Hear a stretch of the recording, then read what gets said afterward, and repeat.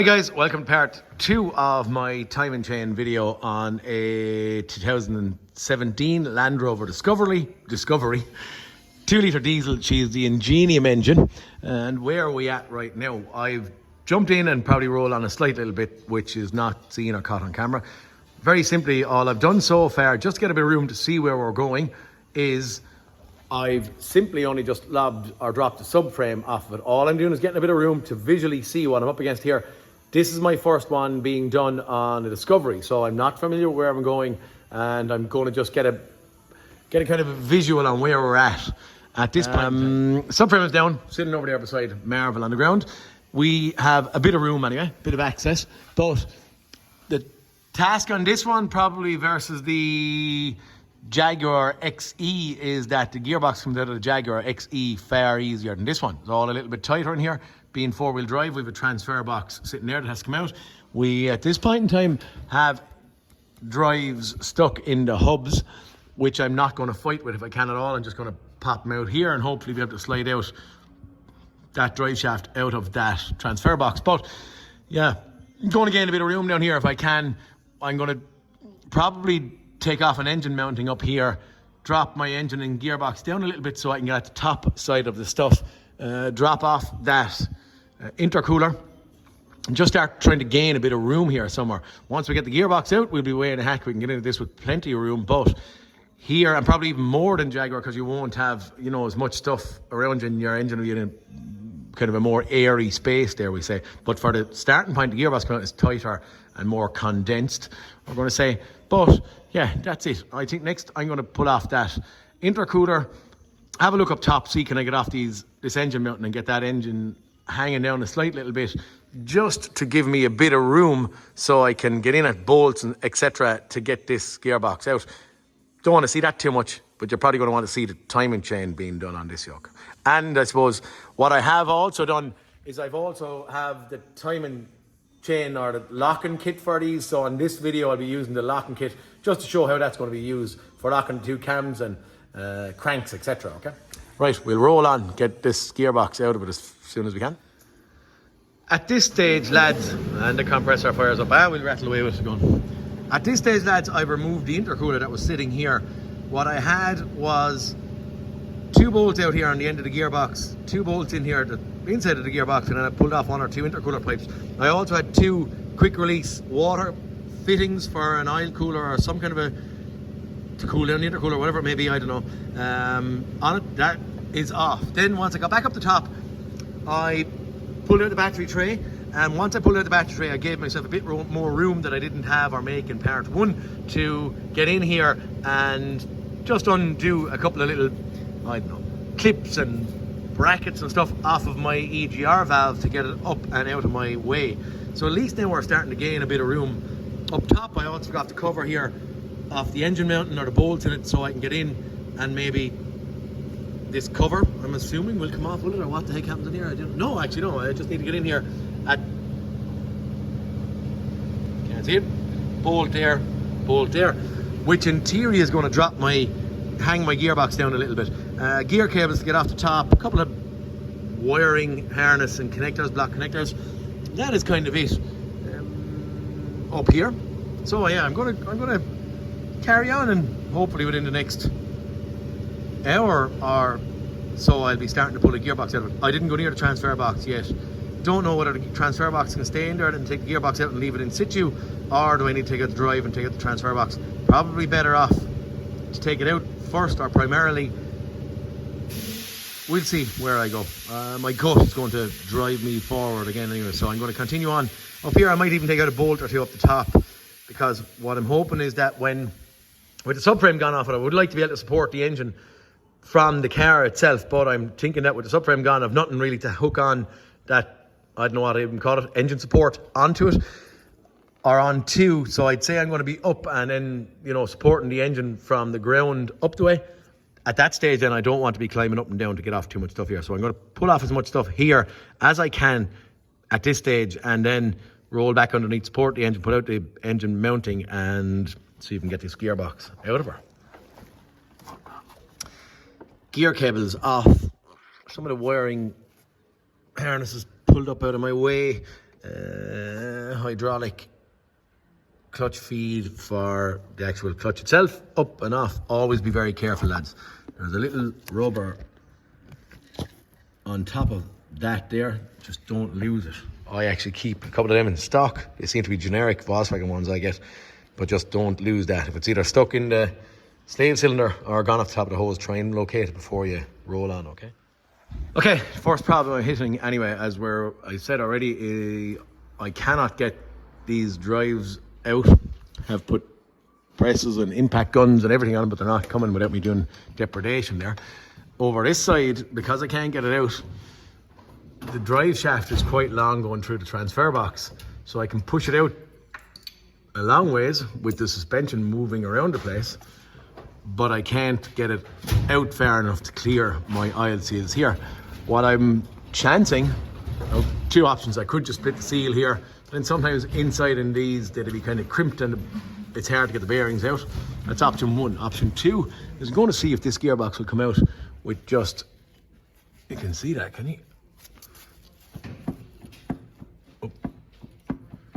We have movement there, at least a slight bit of it. Is there any chance, I wonder, this thing will come out with that in situ? That I don't know, but I'm going to chance and see what happens. If I get stumped, well then I'd have to do a U-turn and head back in and start trying to take out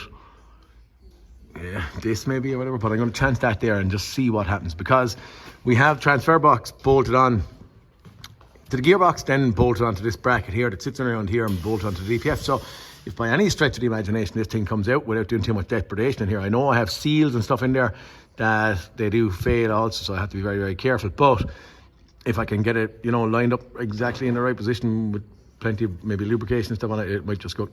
I don't know. I could be wrong on this, but I'm gonna try. Have had one of these out a long time ago in the garage, but I don't know, and I can't remember what the heck is going on here. We're gonna try that and just see where we end up. Might get out another couple of bolts out of the gearbox, get it dropped down, get a engine supported, and just see what way we end up. Oh boy, oh boy, oh boy. Big gear sitting there, but it just sits in freely inside, sits on the actual gears inside in the transfer box, and then the drive shaft, which we have basically just, I don't know, sitting there. But we are, in theory, gearbox is coming down and out. Yeah, lovely, lovely, lovely. Okay, that's that bit. Anyway, pushed to one side. Super duper. Actually, good, nice little shortcut, I suppose, if a fella wanted to try and achieve something. So look, we hold our transfer box held solid because of the brackets at the back. I know these, as I said, seals do leak fairly often, but at least we're getting into our timing chain now. We're going to get the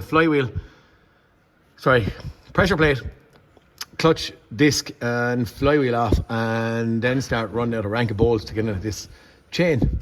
We're supported here on the ground.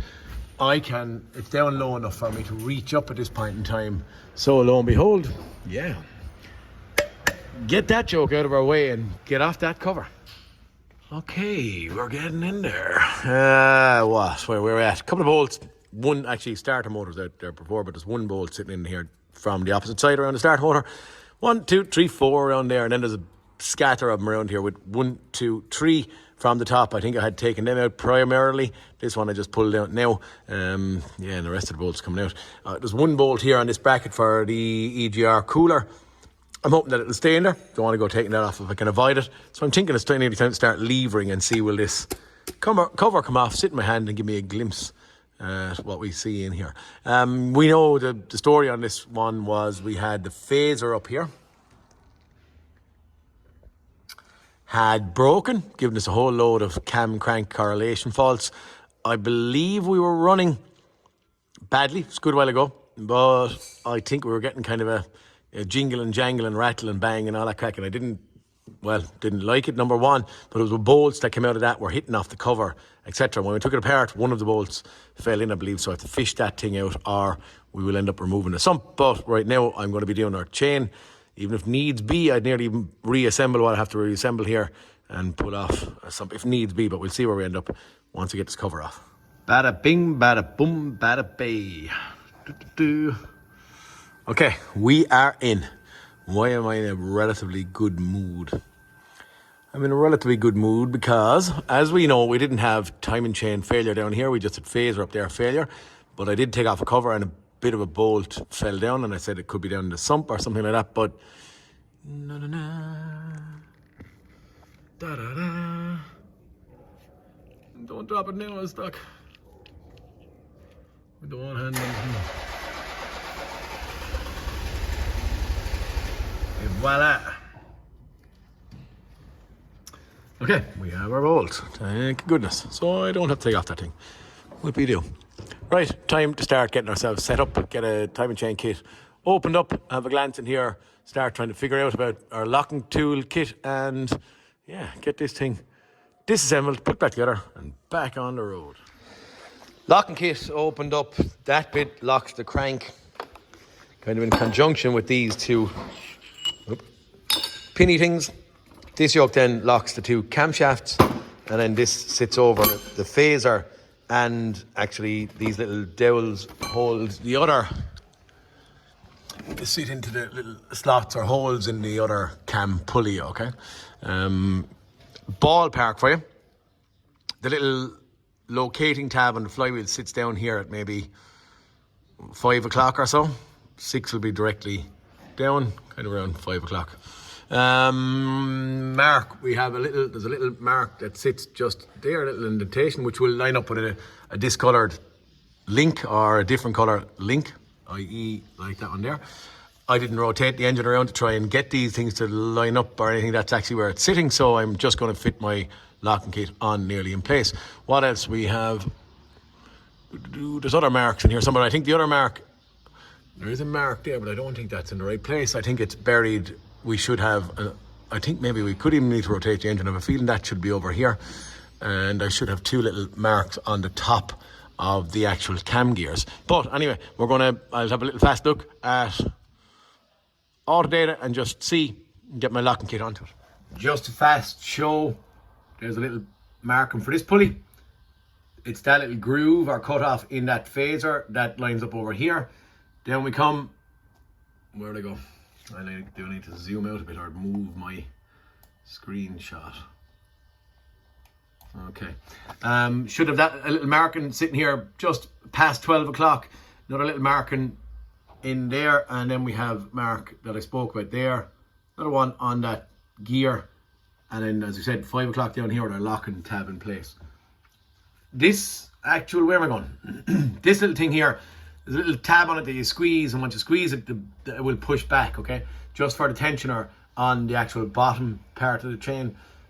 Top one, some kind of a trick with that as well. No, I think that's actually a screw-in one, so that'll screw it, no bother. It's this one, just these little tabs push in, and the plunger goes back in. Okay, this thing is going a little bit not where I wanted it to go, and why so? Okay, when I'm up here and I'm interrogating what actually physically happened here, i.e. two bolts coming loose in the phaser, and then one snapping. What I don't like when I took the phaser apart, I don't like that amount. If you can see it, I don't like that amount of movement. Okay, so I put a little marking there, and when I put the marking there, what I'd be expecting is that on one rotation of my camshaft, because the gear, when I rotate the engine, the gear rotates on the back but doesn't actually spin the camshaft. Now, because of that, when my marking would say is at, what do we call that? 5, 6, 7 o'clock, maybe or so. If I go around and rotate it, I have spring tension, we call it, and between 5 and maybe 11 or so, I have spring tension exhaust or valve springs. I have spring tension up to here, maybe 2 o'clock. I then have spring tension between 2 and 4, but then at that point in 4, I have this big range of free movement. So inevitably, there is damage done internally in this engine. So do we have valves bent, or do we have solely rockers or something like that? gone broken. I don't actually physically know. What the long and short of it is right now, I'm debating in my head, where do I go and what do I do?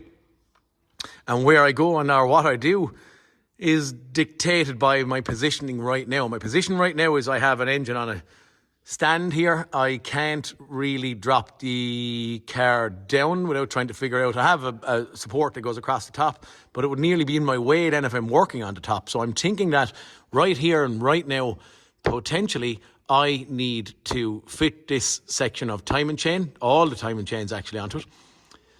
But then the long and short of it, I think I need to fit my timing chain cover, my gearbox, my subframe and stuff back onto it. And then when I have this back together and are supported even if I don't put the subframe back on it, just put in the gearbox. Once I have it back together at the bottom end and supported and the gearbox back in, potentially then I can drop it back down. And at that stage, then I may have to go in and take the cam box off of it to try and see what the heck is going on up here. And there, maybe it's a little bit awkward. I don't know. I'm not set in concrete where I'm going as of yet, to be honest with you. Do I go up and start disassembling up there and looking for more? I'm hoping it's just rockers and it didn't bend valves. A lot of yokes nowadays don't bend valves, they just break rockers or something. But even in saying that, up the top, we potentially have 3 or 4 hours of disassembling to find out what the heck is going on in here. You know, I don't know, really. It isn't acting queer or funny. I'm kind of thinking at this point in time, where am I going? I don't want to be having to take a head off it, but I still could put on my timing cover here. And then the head would come off with just these 3 bolts up here if needs be. But again, the engine is supported inside it. Or is it dropping the engine out in the ground or what the heck? But I'm kind of, that's the bit that bothers me right there, that amount of movement. Okay, so this is where I'm at. I'm kind of thinking. I have to run it through my head for a minute. Just pulled off the old chain and guides. I have that only just flimsily sitting there at this point in time, but just going to sit it back on, get my marks lined up, get back in my guides. That's the main bottom chain in order to get this side stuck back together any which way. Then we'll roll on the top, have the phaser taken off up the top. I'm actually struggling massively to get off that bolt, so I'm thinking that I'm going to avoid changing that gear purely because I've put a lot of pressure on. Now I had a 2-inch bar and the bar was bending with the locking kit in place and stuff. Then I tried holding the pulley with screwdrivers and stuff, and again you can actually see the small little bit of damage done on the head of the bolt with the pressure that was being put on it. So I'm going to ignore and avoid that gear being replaced.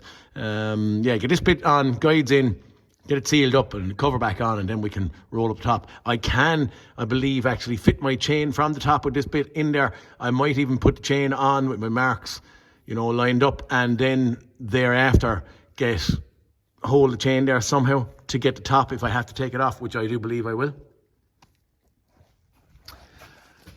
Trying to get my head around this, guys. So what am I actually thinking? My mark is lined up there. My mark is lined up here. I don't have the tensioner on it yet, but we'll get the gist of it. My mark is lined up the top. It's hard to see, to be honest with you, on the FAI ones, but there's a little indentation just in there inside that tooth that lines up with the discolored tooth that's up there. And what am I trying to get my head around? I'm trying to get my head around what way am I going to do this, because I'm going to put in my tensioner guide, but I'm not going to reinstate the tensioner. Now, in theory, once I've my 2 camshafts locked, my crankshaft is locked with this chain on it, I can put in this tensioner afterwards, and the links or the colours on the chain don't really matter. If from the top I can look down and make sure my chain is in place from the top, and then I can get my chain on the top with the locking tool on the camshafts in place, well, all I need to do is make sure or feed my chain down, hang it around that, and thereafter then I can take off my cam box and, put the chain on afterwards once I have the gearbox in. That's what I'm trying to get my head around. Markings are hard to see on this thing, so I put a yellow mark on them. There is a second dot, unusually, on the pulley in there, the gear in there. But that once that chain is on and tight, this is locked in position. If they're locked in position, I just have to hang the chain on it. Doesn't matter where it is, once they're in the right position. That's what I'm thinking. So I'm going to reassemble. But my head is running at 150 mile an hour here just to try and figure out where I'm going to go or what I'm going to do. Guides, tensioners in, and chain sitting on with our marks in place. Up here, what I done is I set the chain on in its positioning, hanging over. I put a very, very slight sliver, choice of sealer just to hold the chain. If I lifted the chain up, that it wouldn't actually fall off. So there is only a bare little sliver in there. I don't believe it's going to do any harm. Yeah, and I'm going to get my cover up and on, and then get my gearbox back in. As I said, then I'll be able to work up the top. Gearbox hanging on the mountain, drop it down, and start getting the cam box off it to see what the heck is going on in here in our exhaust camshaft. That's that bit. Okay, cover is sitting just there with a little sliver of sealer all the way around. A lot of stuff gone in our box here. The rest of it is to be replaced once we get up here at the top, but all the bottom side is renewed, replaced, and ready to go back together. At this stage, lads, I have my timing cover bolted on. All the bolts around it squares up, bolt in the EGR cooler, flywheel back on, torqued, clutch back on, torqued about mid-life on the clutch disc, so I'm not going to go in there. And at this stage, I need to get a gearbox in this thing and start getting back up the top, so I'm not going to focus on it at all. Yeah, ready nearly for a gearbox to be sat up, squares up, and then hopefully we can get this hanging back on its own 2 legs, and then we can go up and down and get a little bit of glance at the top and see what we're up against. Little bit of a struggle getting my actual transfer box back onto the gearbox, but luckily having that actual transmission jack with a kind of a strap around it, I was able to move my gearbox around, wiggle, woggle, jiggle, juggle, and I had pulled that drive shaft back to clamp the vice grips on it so it wouldn't be in the way, that I was only just on that little shaft in the middle. Bit of a rotation of the 4-wheel drive shaft here, and lo and behold, if you can see, it's kind of wiggling and woggling there. It went, yeah, and popped in place. Was able to get a bolt in up the top, bolt at the front, and then I put a little bolt in here in the bottom, but it is gone in, or going in now. I just have to sandwich it up together. That's it. We have a gearbox nearly back. Well, it's nearly back, hanging in there anyway. Put in the drive shaft as well, in case the drive shaft was going to give me any movement to make this jiggle or juggle in, but it's gone in. Now, squeeze up the bolts and put in an engine. Okay, guys, at this stage, what I'm doing is I'm choosing to break it into 3 parts, because I have part 1 as a diagnosis, part 2 as pulling the gearbox and stuff out of it, and then part 3 I'm actually taking off the cam box up above, and I'm going to, yeah, try and get this stuff resolved. So getting long, 20 minutes or so I'm going to cut it into 3 bits. Okay, so keep going on to part 3 to watch the gearbox, the cam box coming off, whatever problems up there are being resolved and fixed, and yeah, rolling forward there. Okay, check you guys in part 3. Thanks for watching. See you in the next cartoon.